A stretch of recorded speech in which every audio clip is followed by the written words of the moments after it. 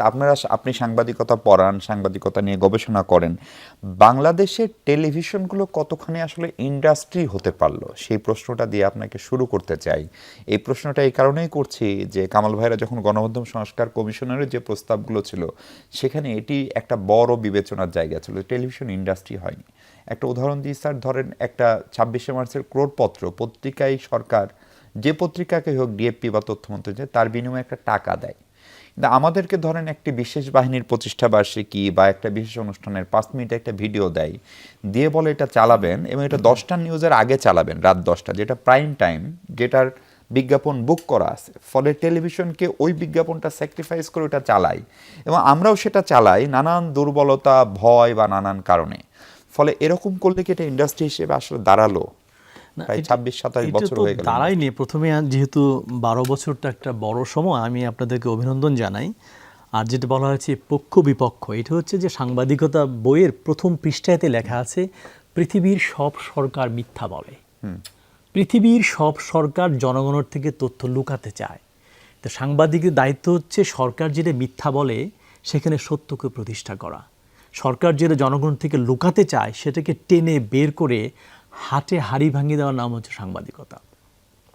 কিন্তু আমাদের দেশে আমরা দেখেছি যে সাংবাদিকতার নামে, যেটা কামাল ভাই একটুখানি বলেছেন, মাঝখানের কামাল, দুজনেই কামাল যেহেতু এখানে, মাসুদ কামাল ভাই বলেছেন যে আমরা যদি সাবেক প্রধানমন্ত্রী যিনি দেশ থেকে বাধ্য হয়েছেন তার যদি প্রেস কনফারেন্স দেখি, তো এইটা মনে হচ্ছে সাইকোফ্যান্স, মানে স্তাবকতা যে একটা শিল্পের পর্যায়ে যেতে পারে, আর্টের পর্যায়ে যেতে পারে, বাংলাদেশের প্রধান টেলিভিশনের পত্রিকা সাংবাদিক আমরা দেখেছি। তো আপনি যে ইন্ডাস্ট্রি বলবেন, সম্পাদকরাই বেশি কথা বলতেন, সম্পাদকদের তো যাওয়ারই কথা না। ওইটা যারা প্রধানমন্ত্রী বিট করে, রিপোর্টার, তারা ওখানে যাবে। সো একটা শিল্প হয়ে ওঠা, একটা পেশাদারি সাংবাদিকতার জায়গা থেকে আমাদের গণমাধ্যম অনেক অনেক দূরে। এর বাইরে যেটা হচ্ছে, এই গণমাধ্যমের ভেতরে যে মালিকরা থাকে, মালিকরা কেন পত্রিকায় বের করে, টিভি বের করে, বাংলাদেশের ওনারশিপের স্ট্রাকচার যদি দেখেন, বেশিরভাগ হচ্ছে কালো টাকা, ভূমিদস্যু, বাজে মানুষ, মানে নষ্ট রাজনীতি আর দুষ্ট ব্যবসায়ের একটা চক্র বাংলাদেশের মিডিয়ার মালিকানার সিংহভাগ তারা নিয়ন্ত্রণ করে। তো তাদের থেকে আপনি কি আশা করেন? আপনি তো বলছেন যে এই গণমাধ্যম তো হয়ে ওঠেনি। আমি মনে করি বাংলাদেশের গণমাধ্যম মূলত এলিট অভিমুখীন, শহর অভিমুখীন, পুরুষ অভিমুখীন, পার্টিকুলার ক্লাসের কথা বলা। আপনি তো ক্লাস মিডিয়া, আপনি কি ম্যাস মিডিয়া? নো, পুরুষ প্রধান, এটা কি মেল মিডিয়া, এটা তো ম্যাস মিডিয়া হয়ে উঠতে পারে নাই। কাজে একটা পুরুষ অভিমুখীন, একটা শহর অভিমুখীন, একটা এলিট অভিমুখীন গণমাধ্যম কিন্তু কয়জনকে নিয়ে আসেন আপনি টকশোতে, যমুনা টিভিতে বলেন?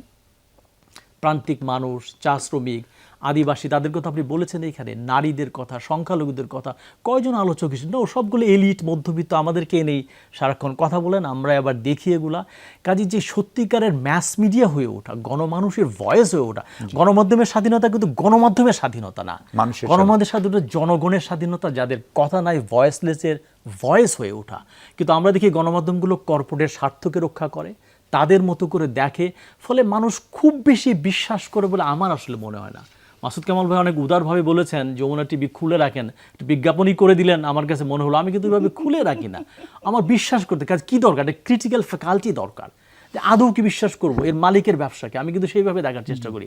বেশিরভাগই সাংবাদিকদের আমাদের ট্রেনিং হচ্ছে তুমি সন্দেহ করবা যে এটা ঠিক না, তারপরে প্রুফ দিয়ে, ডকুমেন্ট দিয়ে প্রমাণ করে যখন আসবে তখন কেবল এটা বিশ্বাস করবা। কাজে শুরুতে বিশ্বাস করলে কিন্তু কামাল ভাই ফাঁদে পড়ে যাবো আমরা।